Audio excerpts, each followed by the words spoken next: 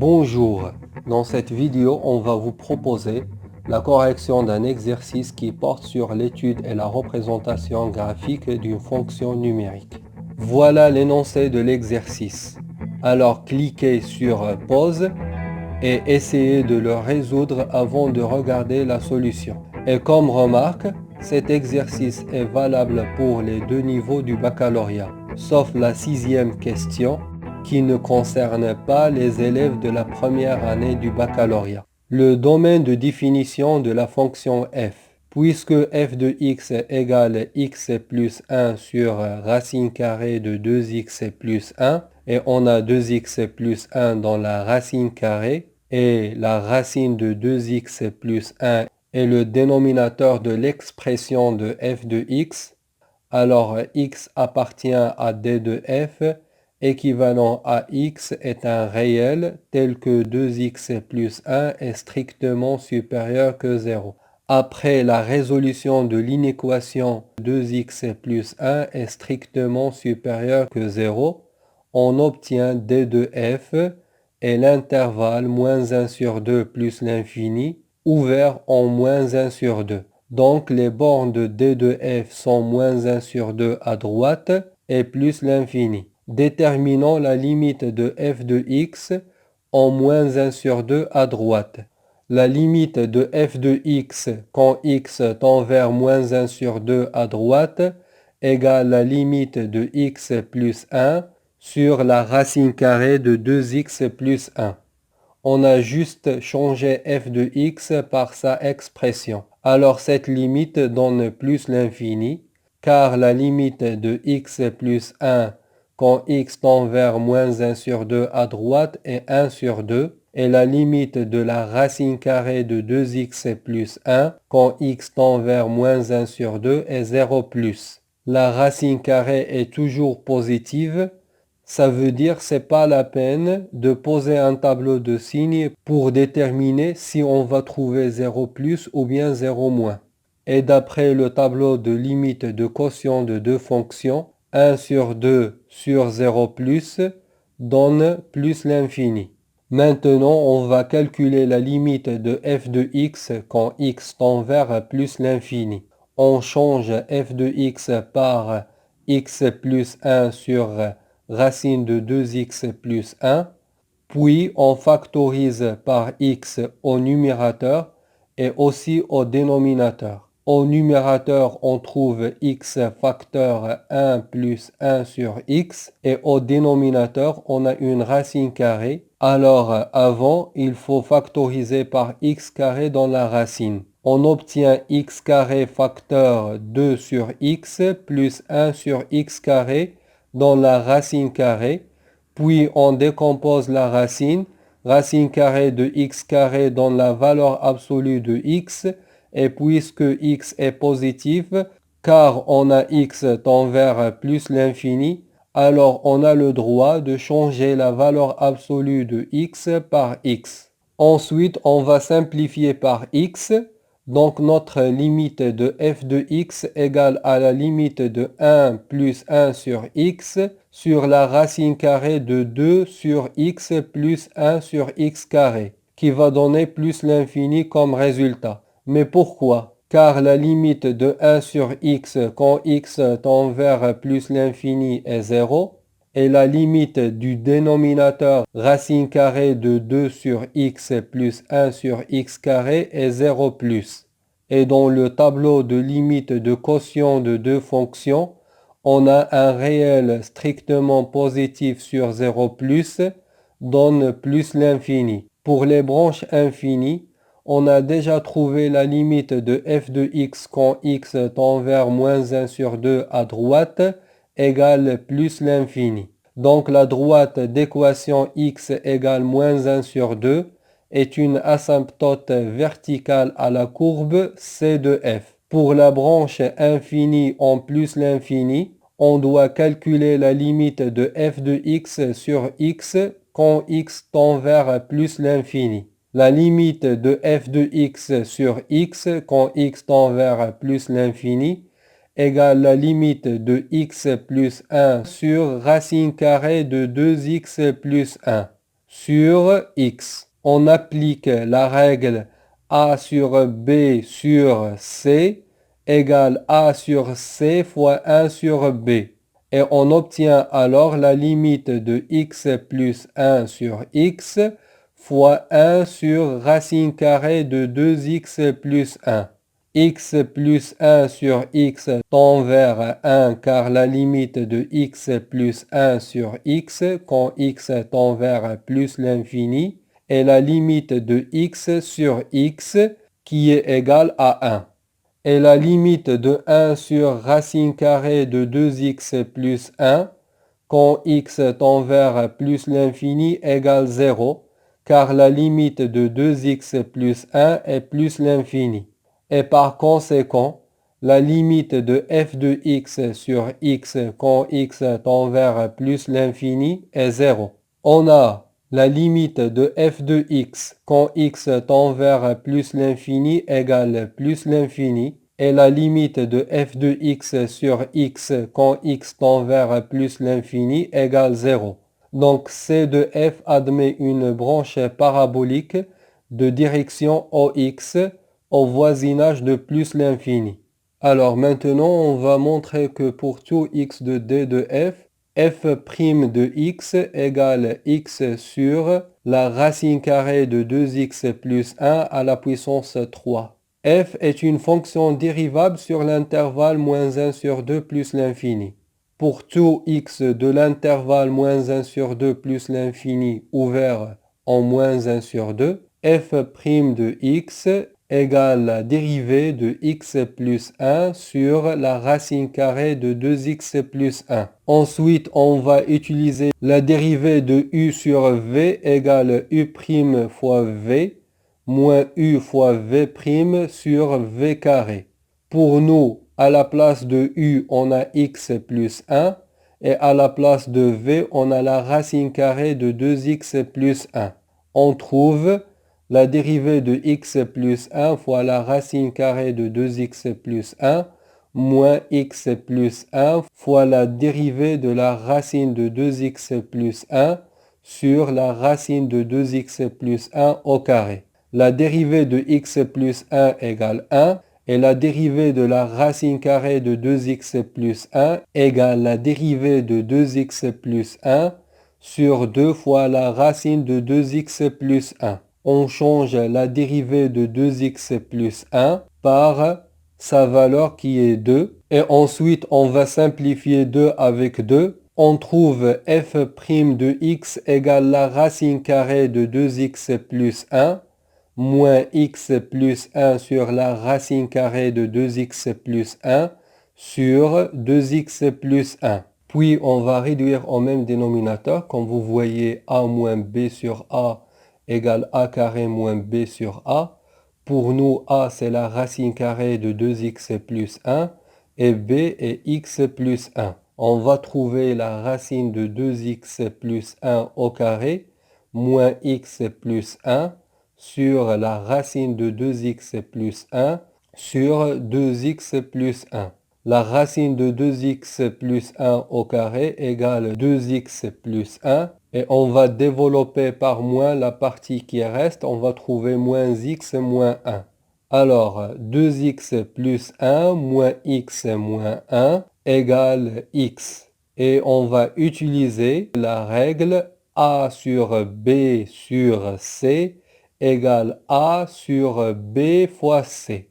Donc, x sur 2x plus 1 fois la racine carrée de 2x plus 1. Donc, 2x plus 1 fois la racine de 2x plus 1 égale la racine carrée de 2x plus 1 à la puissance 3, car la racine carrée de a au cube égale a fois la racine de a.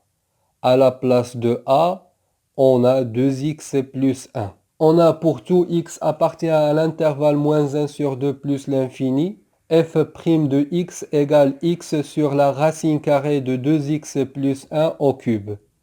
Et 2x plus 1 est strictement positif, quel que soit x de moins 1 sur 2 plus l'infini. Alors f' de x prend le signe de x sur l'intervalle moins 1 sur 2 plus l'infini. Et on a pour tout x de l'intervalle moins 1 sur 2, 0, x est négatif. Et pour tout x appartenant à l'intervalle 0 plus l'infini, x est positif. Alors on trouve f' de x est inférieur ou égal à 0 pour tout x de l'intervalle moins 1 sur 2, 0. Donc f est strictement décroissante sur l'intervalle moins 1 sur 2, 0. Et on a pour tout x appartenant à l'intervalle 0 plus l'infini, f' de x est positif, donc f est strictement croissante sur l'intervalle 0 plus l'infini. La question 4a, calculer f' de x pour tout x de d de f. f' est dérivable sur l'intervalle moins 1 sur 2 plus l'infini. Pour tout x de l'intervalle moins 1 sur 2 plus l'infini, f' de x égale la dérivée de x sur la racine carrée de 2x plus 1 à la puissance 3. On va utiliser la dérivée d'un quotient. U sur V, le tout prime, égale U prime fois V, moins U fois V prime sur V carré. Pour notre dérivée, à la place de U, on a X, et à la place de V, on a la racine carrée de 2x plus 1 à la puissance 3. On trouve X prime fois la racine carrée de 2x plus 1 au cube, moins x fois la dérivée de la racine carrée de 2x plus 1 à la puissance 3 sur la racine carrée de 2x plus 1 à la puissance 3, le tout carré, qui est égal à la racine carrée de 2x plus 1 à la puissance 3, moins x fois 3 fois la dérivée de la racine carrée de 2x plus 1 fois la racine carrée de 2x plus 1 au carré, sur 2x plus 1 au cube. Pourquoi ça? Parce que la dérivée de x est 1 et la dérivée de u à la puissance 3 égale 3 fois u prime fois u carré. À la place de u, on a la racine carrée de 2x plus 1. Pourquoi 2x plus 1 au cube? Car la racine carrée de a à la puissance 3, le tout carré égale a à la puissance 3. Ensuite, on va calculer la dérivée qui reste. C'est la dérivée de la racine de 2x plus 1. Et on sait que la dérivée de la racine de u égale u prime sur 2 la racine de u. À la place de u, on a 2x plus 1. Alors on trouve la dérivée de la racine carrée de 2x plus 1 égale la dérivée de 2x plus 1 sur 2 fois racine carrée de 2x plus 1. On calcule la dérivée de 2x plus 1 et on va trouver la racine carrée de 2x plus 1 à la puissance 3 moins 3x fois 2x plus 1 sur la racine carrée de 2x plus 1. Ici, on a simplifié par 2 et on a rassemblé les deux fractions. Sur 2x plus 1 à la puissance 3. Maintenant, on va réduire au même dénominateur qui est racine de 2x plus 1.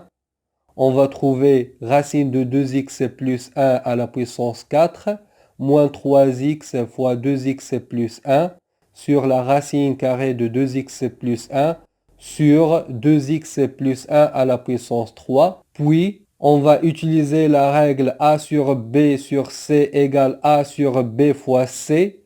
Et on va changer aussi la racine carrée de 2x plus 1 à la puissance 4 par 2x plus 1 au carré. Et ensuite, on va factoriser par le facteur commun qui est 2x plus 1. Et à la fin, on va simplifier par 2x plus 1 et on trouve 1 moins x sur 2x plus 1 au carré fois la racine carrée de 2x plus 1. Alors, pour déterminer la concavité de C de f, on va étudier le signe de la dérivée seconde. On a pour tout x appartenant à l'intervalle moins 1 sur 2 plus l'infini, f de prime de x égale 1 moins x sur 2x plus 1 au carré fois la racine carrée de 2x plus 1. c'est clair que le dénominateur est strictement positif, alors f de prime de x a le même signe que 1 moins x sur l'intervalle moins 1 sur 2 plus l'infini. Et comme vous voyez, c'est facile de dresser le tableau de signes de 1 moins x. Donc, on a pour tout x appartenant à l'intervalle moins 1 sur 2, 1. F de prime de x est supérieur ou égal à 0 car 1 moins x est positif. Donc C de f est convexe sur l'intervalle moins 1 sur 2, 1. On a pour tout x appartenant à l'intervalle 1 plus l'infini, f de prime de x est négatif car 1 moins x est aussi négatif. Donc C de f est concave sur l'intervalle 1 plus l'infini. On a f seconde s'annule en 1 et change son signe au voisinage de 1. Et on a f de 1 égale 2 fois racine de 3 sur 3. Alors le point A d'abscisse 1 et d'ordonnée 2 racine 3 sur 3 est un point d'inflexion de C de f. Pour la représentation graphique de f, il faut juste exploiter les résultats qu'on a trouvés. De la gauche à la droite, on a une asymptote verticale d'équation x égale moins 1 sur 2 et f est strictement décroissante sur l'intervalle moins 1 sur 2, 0 et elle est strictement croissante sur l'intervalle 0 plus l'infini. Donc f de 0, l'image de 0 par la fonction f qui est égale à 1 est un minimum de f, d'où C de f admet une droite tangente au point d'abscisse 0 et d'ordonnée 1. Et le point A est un point d'inflexion de la courbe de f, ça veut dire C de f change sa concavité en A. Et à la fin, C de f admet une branche parabolique de direction l'axe des abscisses au voisinage de plus l'infini. Montrons que la fonction g admet une fonction réciproque g-1 définie sur l'intervalle j à déterminer. Premièrement, il faut vérifier la continuité de la fonction g sur l'intervalle moins 1 sur 2, 0. Donc exactement, cette fonction g est continue sur l'intervalle moins 1 sur 2, 0, car elle représente le quotient de deux fonctions qui sont continues et le dénominateur est strictement positif, quel que soit x de l'intervalle moins 1 sur 2, 0. La fonction qui relie x par x plus 1 est continue sur l'intervalle moins 1 sur 2, 0, car c'est une fonction polynôme. Et la fonction qui relie x par la racine carrée de 2x plus 1 est aussi continue sur l'intervalle moins 1 sur 2, 0, car la fonction qui relie x par 2x plus 1 est continue sur le même intervalle moins 1 sur 2, 0, car elle est aussi une fonction polynôme et elle est positive sur le même intervalle. Et on a g est strictement décroissante sur l'intervalle moins 1 sur 2, 0, car elle a la même monotonie que la fonction f. Donc la fonction g admet une fonction réciproque g-1 définie sur l'intervalle j qui représente l'image de l'intervalle moins 1 sur 2, 0, ouvert en moins 1 sur 2, fermé en 0 par la fonction g. Puisque la fonction est continue et décroissante sur l'intervalle moins 1 sur 2, 0, alors l'image de cet intervalle, moins 1 sur 2, 0, va donner l'intervalle g de 0, limite de g de x, quand x tend vers moins 1 sur 2 à droite. Cet intervalle va être fermé en g de 0. On a déjà calculé g de 0 et la limite de g de x quand x tend vers moins 1 sur 2 à droite. Donc l'image de l'intervalle moins 1 sur 2, 0 va donner l'intervalle 1 plus l'infini. Donc l'intervalle j est 1 plus l'infini. La représentation graphique de la fonction réciproque de g, on sait que la courbe d'une fonction et celle de sa fonction réciproque sont symétriques par rapport à la droite d'équation y égale x. Donc en utilisant la symétrie axiale par rapport à la droite D, on obtient C' qui est coloré par le rouge.